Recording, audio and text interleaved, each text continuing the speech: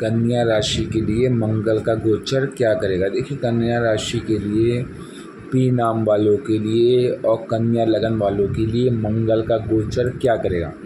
देखिए, मंगल अष्टम को छोड़कर नवम में चल दिया। अब नवम में पहले से गुरु वहाँ पर 15 अंश पे बैठा है, तो मंगल 12 जुलाई को यहाँ आया है, मगर अभी 0 अंश पे है। तो अभी जब 0 अंश पे है तो एक तरीके से मृत है। जब ये मृत है तो फिर अभी गुरु मंगल योग नहीं बन रहा। दूसरा, आपका सूर्य 27 अंश पे 10th हाउस में बैठा है, जो 16 अगस्त को जाके ये 11th हाउस में पहुंचेगा। वहाँ पर जाके फिर 0 डिग्री पे आ जाएगा। और आपका बुध और शुक्र पहले से ही 11th हाउस में बैठे हैं। बुध 8 अंश पे है और शुक्र 8 अंश पे है, और बुध जो है वो 22 अंश पे है। तो बुध लक्ष्मी नारायण योग भी नहीं बना पा रहा, क्योंकि क्लोज कंजक्शन नहीं है।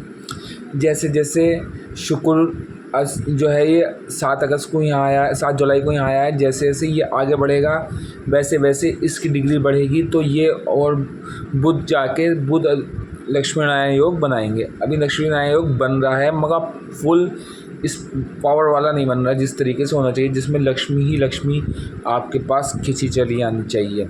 आपके पास लग्जरी आइटम्स होने चाहिए, क्योंकि 11th हाउस में रिवार्ड के घर में, अवार्ड के घर में 2 सौम्य प्लानेट होना, तो जीवन में सौम्यता, सुदृढ़ता और सफलता का शिखर का टाइम है।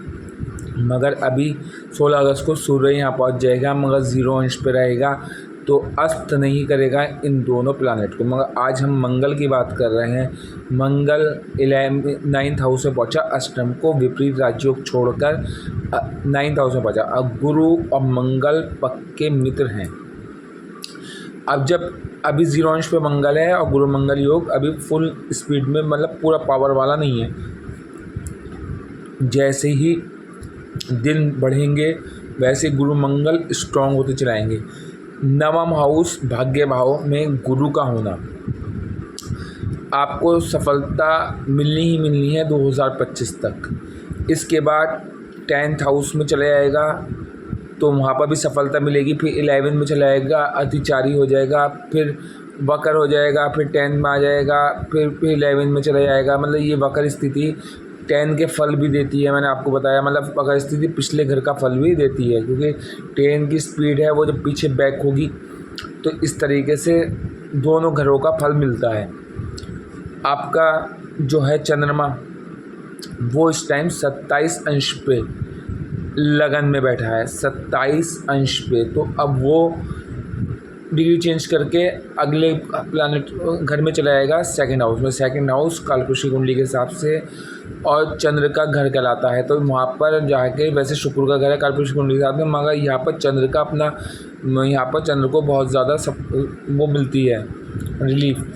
तो चंद्रमा वहाँ पर जाके अच्छे फल देगा, आपको लिक्विड मनी देगा, आपके इनकम इंक्रीज़ करेगा, आपकी इनकम को इंक्रीज़ करके स्टोर कर देगा। आपके भाई बहनों से संपर्क, कुटुंब से संपर्क, और जो कुटुंब के अन्य सदस्य हैं सबसे संपर्क अच्छे हो जाएंगे, संबंध अच्छे हो जाएंगे।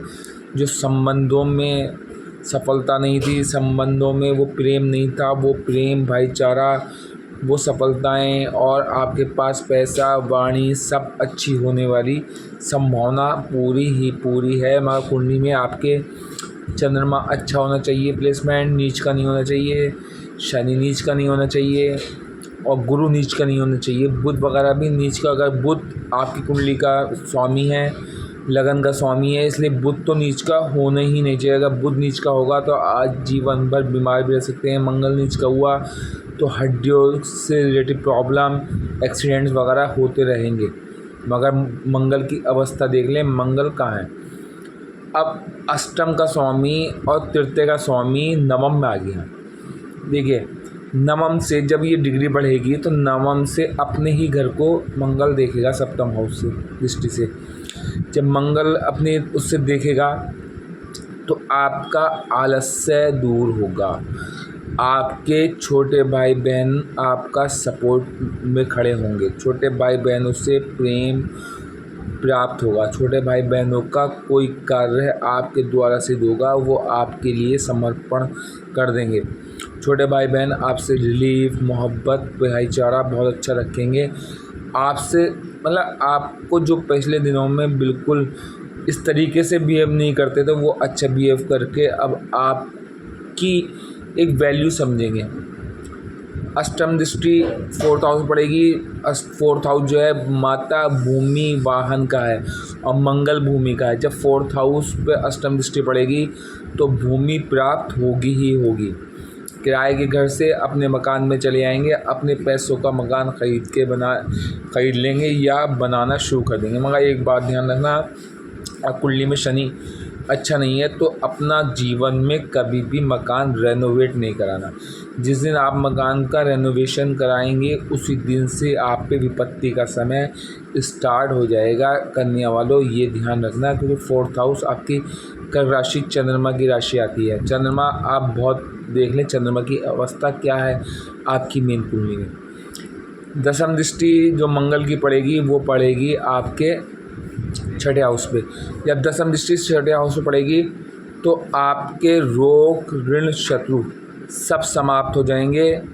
और शनि पहले से ही वहाँ बैठा है, तो शनि अभी जो है 25 अंश पे है, तो शनि 25 तक यहाँ बैठा है, 2025 तक, मार्च तक। तो यहाँ पर रोग, ऋण, शत्रु ऐसे समाप्त होंगे। रोग ऐसे समाप्त होंगे जैसे शेर को देख के मानव गायब हो जाता है, और शत्रु ऐसे समाप्त होंगे जैसे जो है डायनासोर विलुप्त हो गए। इस तरीके के आपका जीवन पूरी संभावना बन रही है, क्योंकि 25 तक शनि बहुत अच्छा फल देगा और गुरु भी 25 तक यहाँ पर नवम भाग्य भाव में बैठ के आपको सफलता ही देगा। और मंगल का यहाँ जाके सोने पे सुहागा हो जाना। आज मंगल के लिए ही बात करनी थी मुझे और मंगल की ही बात मैं कर रहा हूँ। मंगल जैसे डिग्री में बढ़ेगा वैसे ही आपके जीवन में सफलता का बिल्कुल बच जाएगा 100%, क्योंकि मंगल अष्टम का भी घर है और अष्टम का भी मालिक है और तृतीय का भी मालिक है। तो तृतीय और अष्टम के बिना कोई भी राजयोग फलित नहीं होता। इसे राजयोग फलित होने के लिए आपके अंदर जो है सहनशीलता होगी। मंगल अगर स्ट्रांग हो तो सहनशीलता होगी, आप में जल्दबाजी कम होगी और मंगल स्ट्रांग अवस्था में होगा। मान लो कुंडली मंगल केंद्रीय त्रिकोण भाव में बैठे होगा तो आपकी आयु भी लंबी होगी, दीर्घ आयु भी होंगे, आपका सम्मान भी होगा, आप केंद्रीय बिंदु बनेंगे। तो इसीलिए कन्या वालों मंगल का गोचर आप लोगों के लिए बेनिफिशियल है, आप लोगों के लिए सफलता अर्जित करने का समय है। शनि का गोचर, शनि आपके लिए 25 तक सफलता का बिगुल बजा रहा है और गुरु आपका 2025 तक सफलता बिगुल बजा रहा है। उसके बाद शनि सप्तम में चला जाएगा, वो भी आपके लिए अच्छा ही रहेगा। और फिर शनि अष्टम में चला जाएगा तो अष्टम में ढैया का प्रकोप भी नहीं रहेगा, क्योंकि आपका मित्र है, आपके लगन का मित्र है। इसलिए अगर तात्कालिक मित्रता हुई तो आपको यहाँ परेशानी नहीं करेगा और आपको सफलता ही देगा। और गुरु यहाँ पर 10 में चले जाएगा तो भी 10 में अच्छा ही फल देगा, फिर 11 में चले जाएगा तो 11 में अच्छा फल देगा, फिर अतिचारी हो जाएगा। तो गुरु का भी 2025 तक का समय नहीं, आने वाले 33 महीने आपके लिए हैं और शनि आपके आने वाले 20 सालों के लिए है। इसलिए आपके लिए कोई दिक्कत का समय नहीं होने वाला। अब आप जो है अपने इस समय का लाभ उठाएं और विदेश यात्रा करनी अनिवार्य होगी। विदेश यात्रा आपके लिए सफलता का बिंदु है। सफलता बिंदु जो बनेगी आपकी विदेश यात्रा बनेगी, प्रॉपर्टी का काम सफलता का बिंदु बनेगा और आपका वाहन विक्रेता का काम करते हैं तो सफलता का बिंदु बनेगा। अगर आप लिगेसी वगैरह के फील्ड में है तो उसमें आपको सफलता में लिगेसी से लाभ होगा, आपको इंश्योरेंस से लाभ होगा, आपको विरासत मिलेगी, क्योंकि मंगल अष्टम का स्वामी होकर नवम में गया है तो विरासत मिलेगी। विरासत जो आपसे नहीं मिल पा रही थी वो विरासत मिलेगी, इंश्योरेंस का पैसा मिलेगा, गड़ाबंधन प्राप्त होगा और आपका सम्मान होगा। देश विदेश में आपकी कीर्ति फैलेगी। कन्या वालों ये समय आपके लिए ही बना है। इस टाइम 12 राशियों में सबसे बेस्ट अवस्था कन्या राशि की है और कन्या राशि वाले, कन्या लगन वाले, पी नाम वाले अब सफलता का शिखर छुएंगे और अपनी हॉस्पिटलाइज होने से बचेंगे। हॉस्पिटलाइज नहीं होंगे, 25 तक कोई हॉस्पिटलाइज होने की संभावना नहीं है। विदेश से तार जुड़ने तय हैं और सफलता मिलनी तय है। पैसा स्टोर भी होगा। नौकरी नहीं थी तो नौकरी प्राप्त हो जाएगी। नौकरी में सम्मान होगा, इंक्रीमेंट लेगा, प्रमोशन होगा। जिनकी नौकरी है उनका प्रमोशन होगा, जिनकी नौकरी नहीं है उनकी नौकरी लग जाएगी, चाहे प्राइवेट हो चाहे सरकारी हो। और जिनका व्यापार में सफलता नहीं थी उनके व्यापार में सफलता हो जाएगी। राजनीति में सफलता मिलेगी। तो अब मेरी वीडियो को लाइक करें, शेयर करें, सब्सक्राइब करें, बेल आइकन को ज़रूर दबा दें ताकि आपको नोटिफिकेशन मिलती रहे। धन्यवाद।